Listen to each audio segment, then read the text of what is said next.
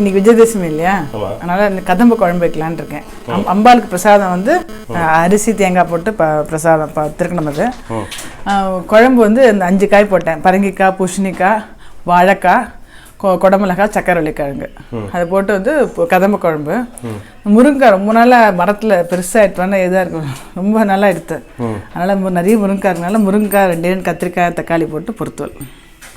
முருங்கை, கத்திரிக்காய், தக்காளி போட்டு பொறுத்துவல் கதம்ப குழம்பு. அம்பாளுக்கு நைவேத்தியம் வந்து அரிசி தேங்காய் போட்டு நைவேத்தியம், தேங்காய் பால் போட்டு திருக்கணும். திருக்கணும்.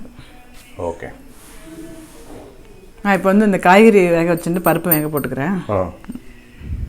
சின்ன அழாக்கில் ஒரு அழகு எடுத்துட்டேன். ஸோ வந்து ஒரு ஜலம் வந்து ஒரு 2 எடுத்துட்டுருக்கேன். 2 எடுத்து ஒரு முக்கால்வாசி வேகணும். வெந்ததுக்கு 2 அழாக்கு. இப்போ 1 கிளாஸ் ரைஸ்னால் 2 கிளாஸ் ஜலம் விட்டு கொஞ்சம் வேக வச்சுருக்கேன். ஒரு முக்காலுக்கு வெந்ததுக்கப்புறம் 2 கிளாஸ் திருப்பி தேங்காய் பால் விடுவேன். ஸோ இப்போ 4 கிளாஸ் தேங்காய் பாலில் வேகும். வெறும் அரிசி மட்டும்தான். ஓகே. ஆழாக்குங்கிறது நிறைய பேருக்கு தெரியாது. டம்ளர், ஒரு டம்ளர், ஒரு கப்பு என்னன்னா சொல்லிக்கலாம். ஒரு ஆழாக்கு அப்படிங்கிறது வந்து இல்லை, அது அவா இஷ்டம். என்ன கப் இல்லை, அது கிராம் வேலை சொல்கிறேன் ஜென்ரலா. ஓகே. ஒரு ஆழாக்குங்கிறது 150 கிராம். ஓகே.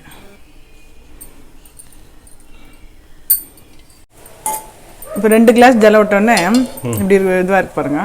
சுமாராக வெந்திருக்கு ஆக்சுவலாக. இப்படி வெந்திருக்கு, கொஞ்சம் இதுவாக இருக்குது. இப்போ வந்து இந்த 2 கிளாஸ் வந்து தேங்காய் பால் எடுத்து வச்சுருக்கேன். தேங்காய் பால் ஒரு முழு தேங்காய், ஃபுல் தேங்காய் எடுத்திருக்கேன். அந்த தேங்காய் பால் ஃபுல்லாக விட்டுருவேன். இது இது அளவில் கொஞ்சம் கூட விடலாம், ஒன்றும் தப்பு இல்லை. திருக்கு நம்ம தானே ஜலமாக இருந்தால் பரவாயில்ல. இதை போட்டு கொஞ்சம் நல்லா குழையட்டும். அப்புறம் வந்து வெல்லம் கரைய வச்சுருக்கேன். எவ்வளோ அளவு என்னென்னா ஒரு அழகு, அதாவது 1 டம்ளருக்கு ஒரு முழு தேங்காய். வெல்லம் வந்து 1.5 எடுத்துட்டு இருக்கேன். எவ்வளோ அரிசி எடுத்துருக்கோமோ அது கூட 1.5. அது வந்து நல்லா ஜலம் விட்டு இது பண்ணி வச்சுருக்கேன். இது அப்படியே வேகட்டும். ஓகே. இந்த காய் இன்னும் வேகட்டும். இன்னைக்கு விஜயதசமிக்கு என்ன இது சொல்ல போகிறீங்க? விஜயதசமிக்கு நிறைய ஊர், இந்த நவராத்திரியில் நிறைய ஊர், நிறைய கோவில் பற்றி பார்த்துட்டோம். ஆமாம். விஜயதசமி அன்னைக்கு நம்ம ஊர் மதுரையை பற்றி பார்க்கலாம். மீனாட்சியை பற்றி பார்க்கலாம். ஓகே. ஓகே. அதுக்கு முன்னால் இந்த நவராத்திரி அப்படிங்கிறது வந்து நம்ம என்னைக்கோ ஒரு நாள் வந்து சொன்னதில் இந்த 3 நாள் பிரித்து நம்ம துர்கா, லட்சுமி, சரஸ்வதி கரெக்டாக 3 நாள் பிரிக்கிறது அந்த கணக்கு இருக்குல்ல.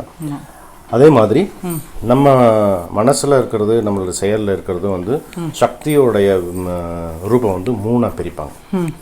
இச்சா சக்தி, ஞான சக்தி, கிரியா சக்தி அப்படின்னு இருக்கும். இந்த இச்சா சக்தி அப்படிங்கிறது வந்து ஆசைப்படுறது. ஞான சக்தி அப்படிங்கிறது அறிஞ்சிக்கிறது, அதாவது தெரிஞ்சுக்கிறது. கிரியா சக்திங்கிறது செயல்படுத்துறது. ஓகே. ஒரு விஷயத்தை ஆசைப்படணும், அந்த ஆசைப்படுற விஷயத்தை பற்றி தெரிஞ்சுக்கணும், அப்புறமா செயல்படுத்தி அதை அடையணும். இது 3 தான் எக்கனாமிக்ஸ். எக்கனாமிக்ஸ் வந்து மைக்ரோ எக்கனாமிக்ஸ் ஆகட்டும், மேக்ரோ எக்கனாமிக்ஸ் ஆகட்டும், இந்த 3 வச்சு தான் மனுஷ உடம்பும் அப்படி தான் இருக்குது, இந்த யூனிவர்ஸும் அப்படி தான் இருக்குது. அதை தான் பேஸ் பண்ணி நம்ம சொல்கிறது வந்து துர்கா, லக்ஷ்மி, சரஸ்வதி அப்படின்னு நம்ம வந்து பேர் வச்சு நம்ம சொல்லியிருக்கோம். ஏன் பெண்களாவது வந்து இதை வந்து உருவப்படுத்தியிருக்காங்கன்னா ஆற்றலுக்கு வந்து பெண்கள் தான், அதனால இதை உருவப்படுத்தியிருப்பாங்க. இப்படி பெண் கடவுளாக உருவப்படுத்தியிருப்பாங்க. ஸோ இதை வந்து நம்ம வந்து இதை தான் அஷ்டலக்ஷ்மி அப்படின்னு சொல்கிறோம். கரெக்ட் இல்லையா?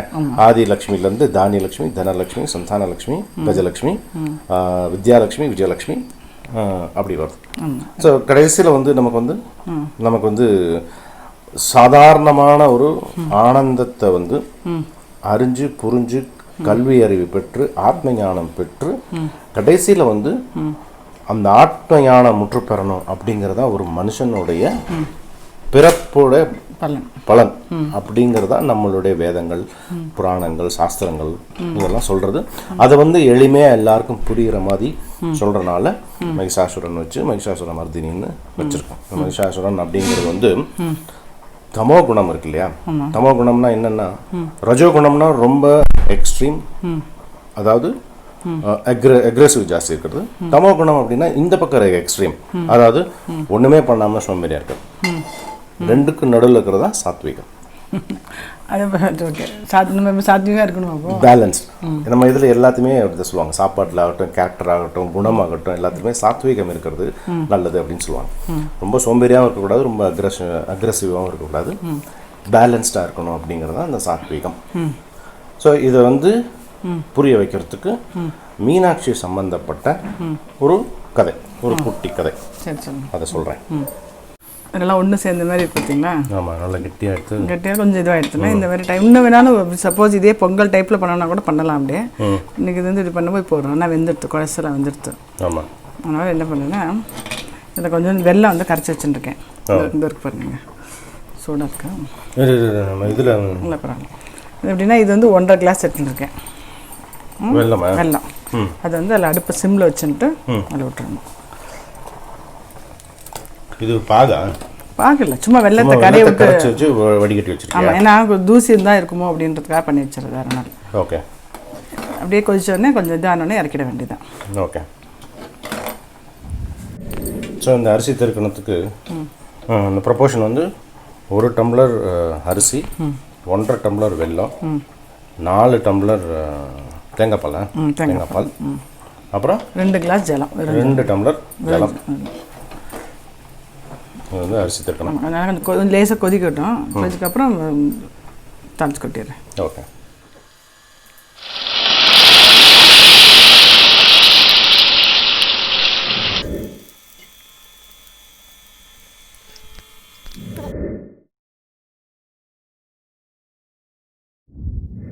காய் வெந்துட்டுருக்கு. இதில் வந்து துவரம்பருப்பு வேகப்படுறேன். ஒரு கிளாஸ் துவரம்பருப்பு எடுத்துட்டுருக்கேன், வேகட்டும். இந்த கறிக்காயெல்லாம் கொஞ்சம் வெந்துடுத்து. இப்போ அதை வந்து இந்த பருப்பு ஜலத்தில் விட்டுறேன்.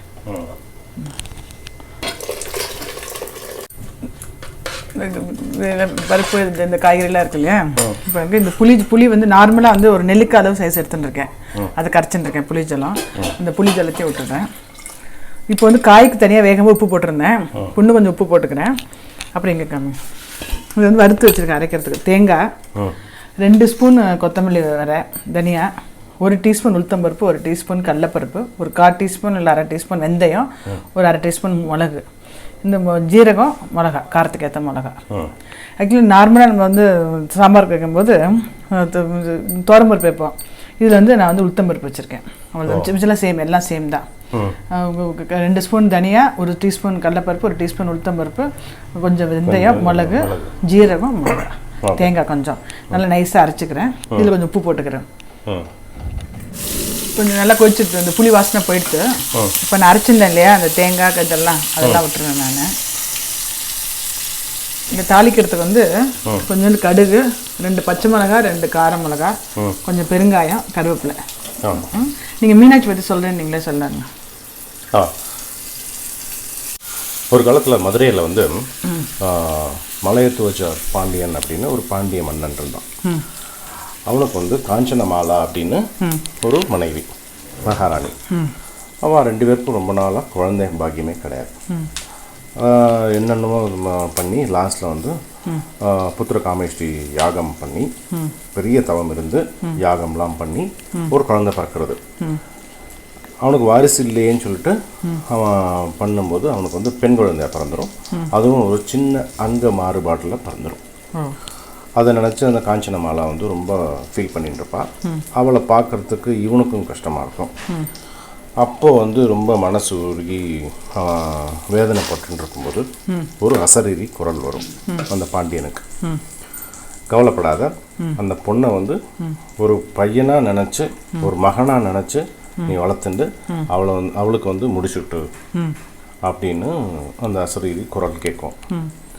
அதிலிருந்து அவன் வந்து எல்லா வால் பயிற்சி, போர் பயிற்சி, குதிரை பயிற்சி எல்லாம் அவன் கொடுத்து ஒரு பையன் இருந்தால் எப்படியோ அது மாதிரி வளர்ப்பான் அந்த பாண்டிய மன்னன் அந்த குழந்தைய.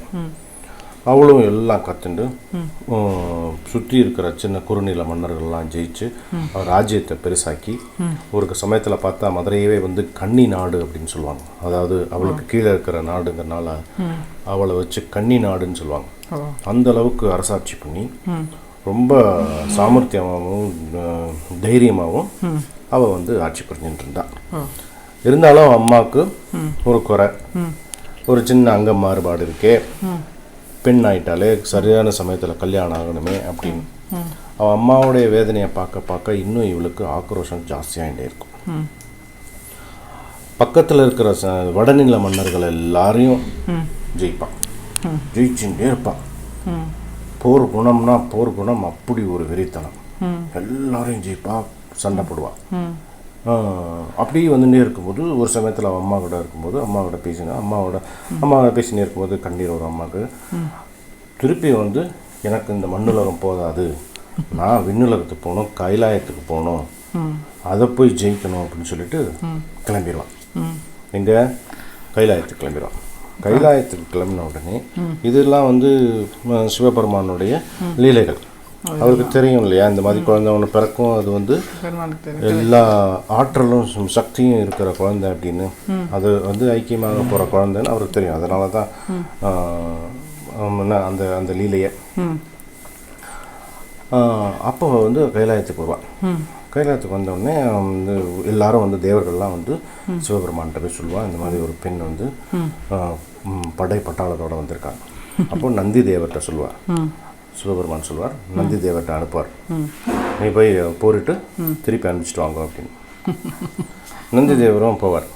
போய் நந்தி தேவர் போரிடுவார். ஒன்றுமே முடியாது, வந்து சக்தி இல்லையாவ, ஒன்றுமே முடியாது. அடிச்சு பரண்டு ஓடி வருவார் திருப்பி.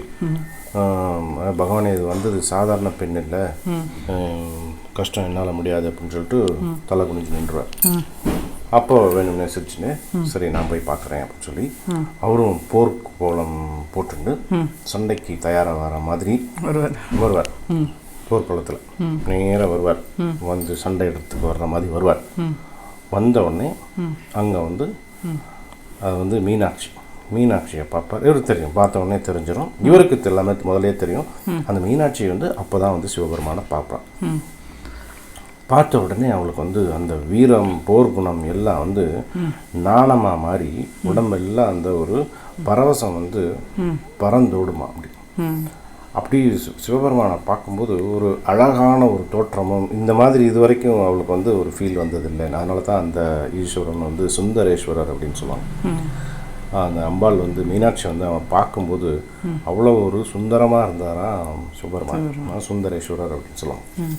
அதே மாதிரி சுந்தரேஸ்வரரும் ஈசனும் வந்து இவளை பார்த்த உடனே மனசில் நினச்சின்னு இருந்தாலும், ஆனால் நேரடியாக பார்த்த உடனே அப்படியே அந்த அழகில் சொக்கிடுவாராம். அதனால தான் அந்த ஈசனுக்கு பேர் வந்து சொக்கநாதர் அப்படின்னு சொல்லுவாங்க. அழகில் சொக்கிடுவார், அதான் சொக்கநாதர் அப்படின்னு சொல்லுவாங்க. 2 பேருக்கும் அப்போவே புரிஞ்சிடும், கல்யாணம் பண்ணிடுவா. பெருமாளோட தங்கை தானே மீனாட்சி பார்வதி. ஸோ அவள் வந்து கல்யாணத்தை முன்னால் நின்று நடத்தி கொடுப்பார். தடப்படலாம் நடக்கும். இதுதான் விஜய மீனாட்சி. இந்த கதையிலேருந்து நம்ம வந்து அழகாக இந்த நவராத்திரி கோட்பாடை வந்து அழகாக புரிஞ்சுக்கலாம். நான் வந்து அஷ்டலக்ஷ்மி சொல்லும்போது 7 லக்ஷ்மி தான் சொன்னேன், ஒரே ஒரு லக்ஷ்மியை வந்து சொல்லலை, கடைசியாக சொல்லிக்கலான்னு. அதாவது ஆதிலக்ஷ்மி, தனலக்ஷ்மி, தானியலக்ஷ்மி, சந்தானலக்ஷ்மி, கஜலக்ஷ்மி, விஜயலக்ஷ்மி, வித்யாலக்ஷ்மி 7. 8வது வந்து தைரியலக்ஷ்மி. அதாவது ஒரு சின்ன இதில் ஒரு கதை இருக்கும். ஒருத்தர் ரொம்ப பெரிய மன்னன் வந்து எல்லா குணமும் செல்வமும் பொருளும் இருந்து நல்லா ஆட்சி பண்ணிட்டு இருக்கும்போது அவனுக்கு ஒரு கெட்ட காலம் வந்துடும். கெட்ட காலம் வந்துடும்போது எல்லாம் அவனை விட்டு போயிட்டு இருக்கும். அப்போ அரண்மனை வாசலில் உட்காந்துட்டு இருப்பானா. அவன் கண்ணு முன்னாலேயே அவனுடைய பெற்ற செல்வம், பொருள், மக்கள் எல்லாம் அவன் கண்ணு முன்னாலே ஒன்றுன்னா வாசல் வழியாக போயிட்டே இருக்கும். கடைசியாக வந்து தைரியம் ஒன்று போயிட்டு இருக்கும். அப்போ அந்த தைரியத்தை காலை பிடிச்சி, அந்த லக்ஷ்மியை காலை பிடிச்சி கெஞ்சி, எல்லாரும் போனாலும் பரவாயில்ல நீ போகாத அப்படின்னு சொல்லுவானா. அப்போ தைரியலட்சுமி அவன் கூடவே இருந்ததுக்கு அப்புறம் திருப்பி எல்லாத்தையும் பெற்றுவானா. ஏன்னா முக்கியமானது இதில் நமக்கு வந்து முக்கியமானது வந்து எல்லா செல்வமும் இருந்தாலும் தைரியலட்சுமி ரொம்ப கம்மி. அது மட்டும் இருந்தாலே போதும், நம்ம இந்த உலகத்தையே நம்ம வந்து நமக்கு கீழே கொண்டு வந்துடலாம். அப்படிங்கிறது அந்த விஜய மீனாட்சியோட ஸ்டோரி. இந்த தமிழ் அந்த மதுரை விஜய மீனாட்சி சொன்ன பார்த்தேன் இல்லையா, அதோடைய கதை. இந்த தைரியலட்சுமிங்கிறது ரொம்ப முக்கியம். அதை தான் வந்து இந்த நவராத்திரி கோட்பாடு சொல்கிறது வந்து அதை தான் நம்ம வந்து ஸ்டார்டிங்லேருந்து அப்படியே வித்யாலட்சுமி, தைரியலட்சுமி வந்து ஆத்ம ஞானம் பெற்று நம்ம வந்து சரணாகதி அடையணும் அப்படிங்கிறது தான் இதோடைய தாற்பயம். நான் தான் ரைட் வருங்க. அந்த ஒரு சைடாக கொதிக்கிறது கரெக்டாக இருக்குன்னு அர்த்தம். இப்போ வந்து அந்த கடுகு, பச்சை மிளகா, கொஞ்சம் கால மிளகா, ஒரு கருவேப்பிலை, பெருங்காயம் அது போட்டுட்டேன். ஓகே, ஒரு சைடாக கொதிக்கிறதுல. ஆமாம். கரெக்டாக இருக்கு அப்போ அளவில். அது கரெக்டாக இருக்குன்னு அர்த்தம். இப்போ வந்து இறக்கி வச்சிடறேன். மூடி வச்சிடறேன். நல்லா கொதிக்கிட்டுமே இந்த பெரிய பாத்திரமா எடுத்துக்கிட்டேன். ஓகே. ஆக்சுவலாக இந்த கதம்ப குழம்பே போகிறோம், நல்லாயிருக்கும். அது போட்டு வடாம் பிடிச்சி சாப்பிட்டாலே போகிறோம். இந்த முருங்கை வந்து நிறைய மாலை பட்சத்துலேருந்து பண்ணனால முத்திட்டு அழகாக எடுத்துட்டேன். தக்காளி ஒரு 4 தக்காளி எடுத்து வச்சுருக்கேன், குட்டி குட்டியாக தக்காளி, கருவேப்பிலை, வெறும் மிளகாப்பொடி, உப்பு, இந்த காய் இது எல்லாத்தையும் போட்டுட்டு கொஞ்சம் ஜலை விட்டு கொஞ்சம் இதாகிடும். அவ்வளோதான். கடுகு வெடிச்சுட்டு கொஞ்சம் தக்காளி கருவேப்பிலை போடுறேன். இது பார்க்க தான் பெருசாக இருக்கும், ஆனால் இதுதான் நல்லாயிடும். அப்புறம் இந்த உப்பு கொஞ்சம் அப்படி போட்டு கொஞ்சம் ஜலை விட்டுறேன். கொஞ்சம் வச்சா வெந்துட்டுருக்கோம். அது பாட்டு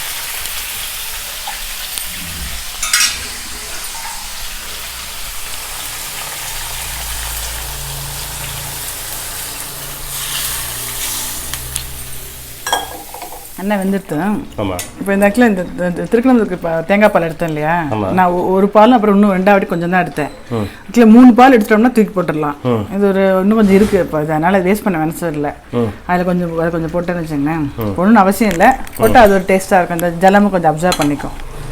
ஆயிடுச்சு. நான் என்ன நினச்சேன்னா, நிறைய பேர் வந்து சமையல் வேண்டாம், ஒரு கதை மட்டும் அந்த காமிங்க அப்படின்னு சொல்கிறா இல்லையா. நம்ம வந்து இப்போ டைம் இல்லைனால சேர்த்துக்கு சொல்லிட்டோம். நீங்கள் அந்த கேரட் ஃபார்வர்டில் 3 நாள் துர்கை 3 நாள் என்ன சொன்னீங்க, அடுத்த 3 நாள் என்ன சொன்னீங்கன்றத தனியாக போட்டுருங்க. நாளைக்கு அப்லோட் பண்ணிட்டீங்கன்னா பார்க்குறவா பாப்பா. ஓகே. கியூரியாசிட்டி கேரட் ஃபார்வர்ட் சேனல்லையா ஆயிடுத்து இறக்கி. இதே சொன்னது திருப்பி சொல்கிற மாதிரி இருக்கும். ஆமாம், அப்போ பரவாயில்ல. அதுதான். அதனால் ஏன்னா நிறைய பேருக்கு வந்து இந்த சமையலை பார்க்க பிடிக்காது, கதை மட்டும் வேணுங்கிறது சொல்லி நிறைய பேருக்கு ரெக்வஸ்ட் பண்ணி கேட்டுருந்தா இல்லையா. அதனால் அப்படி பண்ணிவிடுங்க இந்த வாட்டி. இனிமேல் நம்ம அப்படி கொஞ்சம் பார்த்து அவாய்ட் பண்ணலாம். இப்படி இப்போ சொன்னது வந்து சொன்னால் அவளுக்கு என்ஜாய் பண்ணுவாள். ஓகே. ஆஃப் பண்ணிடுறேன். ஆயிடுத்து. கதம்ப சாம்பார், கதம்ப குழம்புன்னு சொல்லுவோம் அதை. அப்புறம் முருங்கை, கத்திரிக்காய், தக்காளி போட்டு பொறுத்துவல், அரிசி, தேங்காய் போட்டு தற்கணும். அது இதோட கூட வந்து வெத்தலை பாக்கு, பழம் எல்லாம் சேர்த்து வச்சு அம்சே பண்ணணும். இன்றைக்கி டெய்லி பண்ணாட்டா கூட விஜயதசமி அன்னைக்கு பூர்ணமாக வெத்தலை பாக்கு, பழம், தேங்காய் வச்சு இந்த திருக்கிழமை வச்சு அம்சே பண்ணணும். நிறைய பேர் இந்த கொலு கேட்குறா இல்லையா. நாளைக்கு ஆக்சுவலாக செவ்வாய்க்கிழமை. ஸோ இன்னைக்கு படுக்க வச்சுட்டு நாளைக்கு எடுக்கக்கூடாது, புதன்கிழமை தான் எடுக்கணும். இல்லை இன்றைக்கே எடுத்து இது பண்ணணும் அப்படின்னு தோணி, இப்போ லீவ் நல்லா இருக்கனால ஹெல்ப் பண்ணுவோம் அப்படின்னு தோணித்துனா ஒரு 7 மணிக்கு பூஜையை முடிச்சுட்டு படுக்க வச்சுட்டு ஒரு 8:30 மணிக்கு மேலே கொலு எடுத்து மேலே வச்சிடலாம். அகண்ட தீபம் குளிர வைக்கிறது. ஆமாம், குளிர வைக்க ஈவினிங் குளிர வச்சிடலாம். இல்லை இப்போ ஈவினிங் அந்த விளக்கெல்லாம் பூஜை முடிச்சிடணும் இல்லையா, பூஜை முடிச்சோடனே குளிர வச்சிடலாம். ஸோ அதான் பூஜையெல்லாம் முடிச்சுட்டு குழுவெல்லாம் படுக்க வச்சு அதுக்கப்புறமா அகண்ட தீபத்தை குளிர வைக்கணும். நாளைக்கு செவ்வாய்க்கிழமை அப்படிங்கிறதுனால முடிஞ்சால் இன்றைக்கே எடுத்துடலாம், இல்லைன்னா புதன்கிழமை எடுக்கணும். நாளைக்கு எடுக்கக்கூடாது. தேங்க்ஸ். ஓகே.